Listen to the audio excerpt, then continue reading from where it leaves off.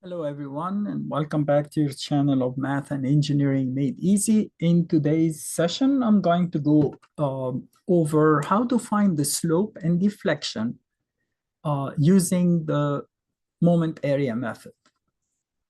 Okay, so the moment area method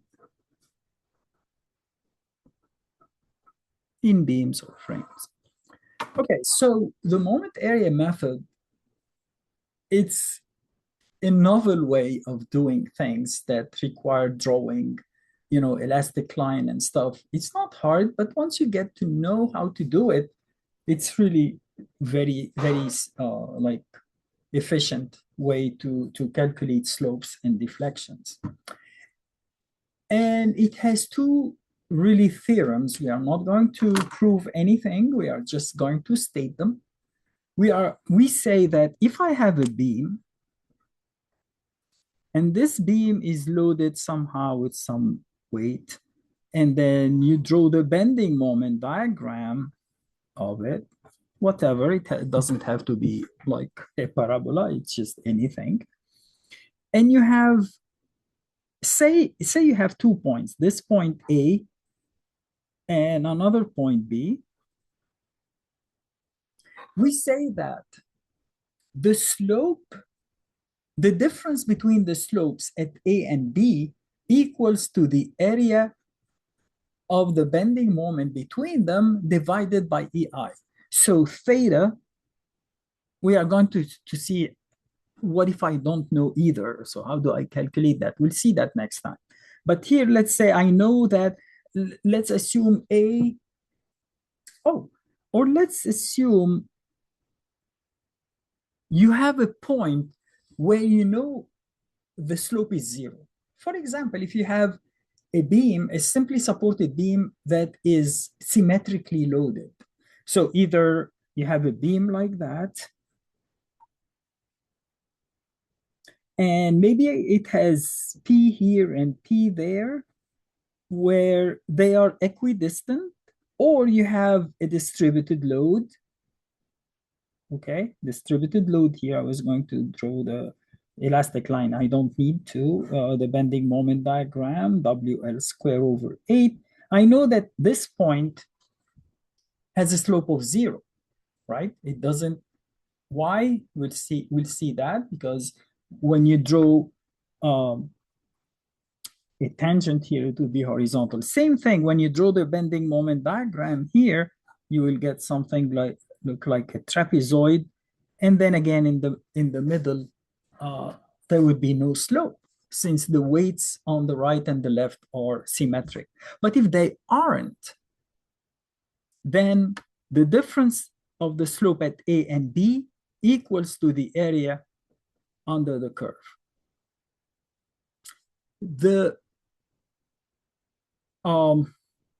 Maybe we'll have to talk about also the deflection.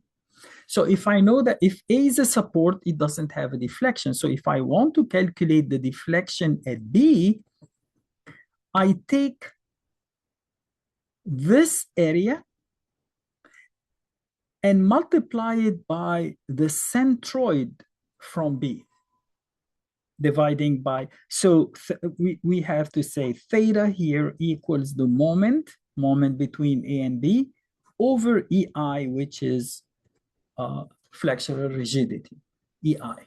Same thing here. This would be the moment between A and B times X bar divided by EI.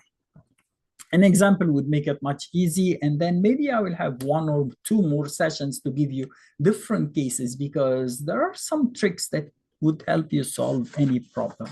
So here's an easy example that I wanted to start with today.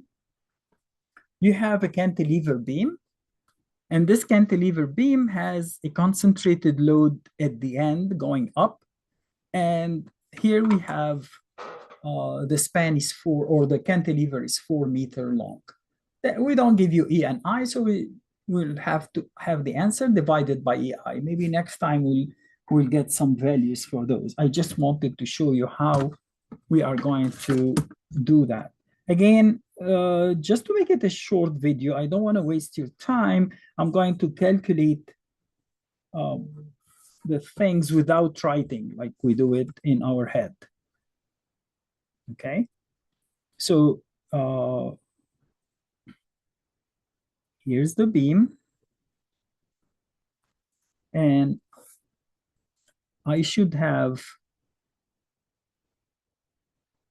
AY going up, and I should have a bending moment MA like that. Well, we know that sum of the forces in the y equals 0. I have 6 times 4 is 24 going down and 2 going up. So AY has to be 22 kilonewton up so that they add up to 24, right? To find MA, I have 6 times 4 is 24 times 2 is 48 going clockwise. And 2 times 4 is 8. So 48 minus 8 is 40 kilonewton meter. So we just save time. Okay. I don't want to waste time finding reactions and drawing moments. Okay, so the moment here is 0. I have the 2. This 2 is producing positive moment, right? It's 0 here, and it would be 8. So that's a positive moment, right? So we go from 0 to 8 linearly, positive, and this is 8 kilonewton meter. On the other hand, the moment here is 0 for the 6 kilonewton per meter, and it increases, it's 6 times x squared, right? So by the end, we said it's going to be 48, but it's second degree parabola. And this is 48 negative.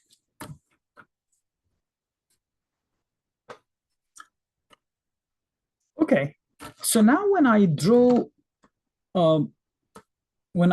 the elastic curve, we know that the fixed support doesn't rotate and doesn't deflect, right? We learned that. So if I take at A, if I take the tangent to the curve, my curve looks something like that, of course, with some exaggeration, right? And this distance right here would be delta sub B. I want to calculate the rotation at B and the deflection at B. Okay, so how do we do that? We say for the rotation at B, in fact, it's the rotation of B minus the rotation of A, but since A doesn't have any rotation, then the rotation of B is simply the sum of this area divided by EI. It's that simple. And I said I'm going to start with the simplest case, which is a cantilever beam with either distributed load or concentrated load or a combination thereof. Just made up some numbers. So theta sub B, the area of a triangle is 1/2 base times height minus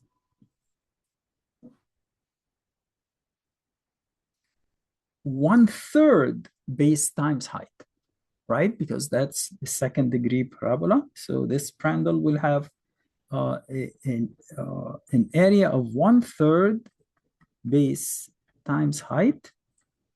And I can say this is IE because instead of dividing. So that becomes 32 over 2 or 16 minus 48 over 3 is 16 times 4 is 64.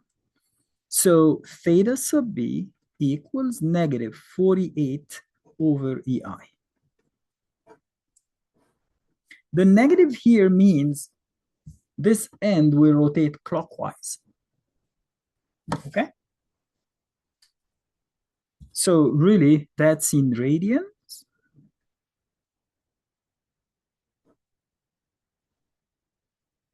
So this is theta B. Okay, now we are going to find the deflection also in terms of EI.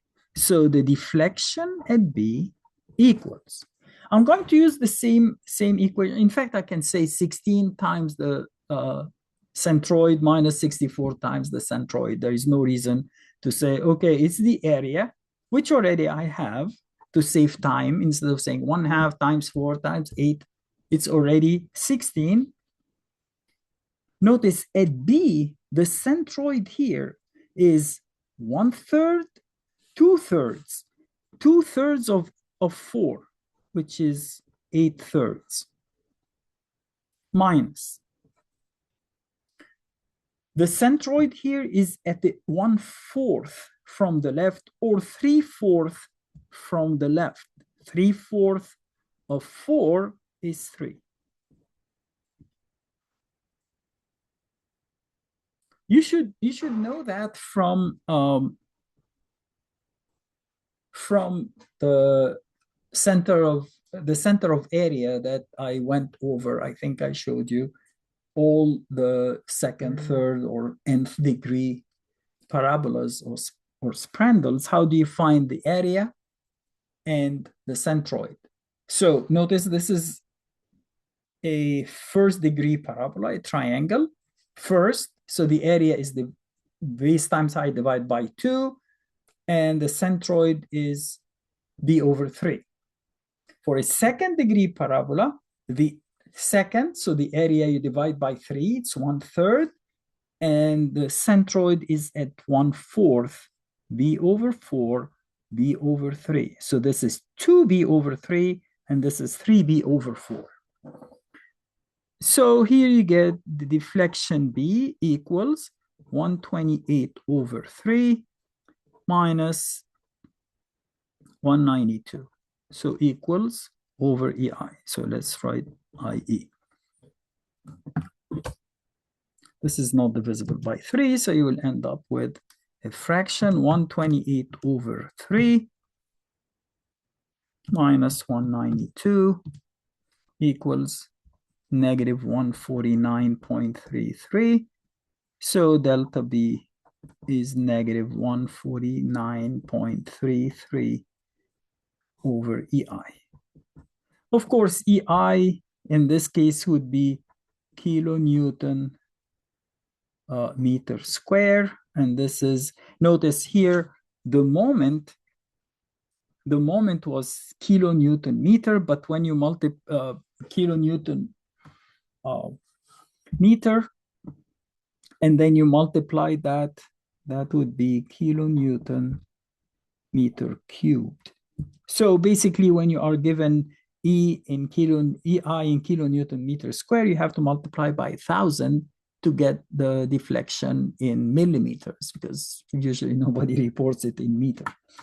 But what I wanted to say is, notice here when you took the area of the bending moment, you took a base in meter and a height in kilonewton meter, so that was kilonewton meter square. And that's why this ended up in radian, because the numerator and the denominator have the same units.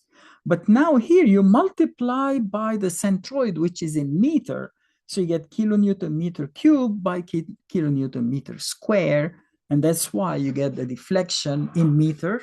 Of course, you can multiply by 10 cubed to get it in millimeter. But this was one of the easiest examples. The reason being, the slope here is 0. So whatever you calculate is the slope at the other point. Now, if that had been like a simply supported beam, the slope will not be 0 at either side. So how do we calculate that? That's our next lesson. So I will give you an example of a simply supported beam, and then maybe a beam with an overhanging part and that has load outside. So it will be not more complicated, but I can show you all the tricks that you can use to solve for all the slopes and the deflections. Okay, so that should be it for today. I hope it wasn't hard. You could follow it easily. And as I said, this is a simple example just to introduce the topic, and then we'll get more involved examples next time. Okay, thank you very much for your time. Hope to see you soon. Bye.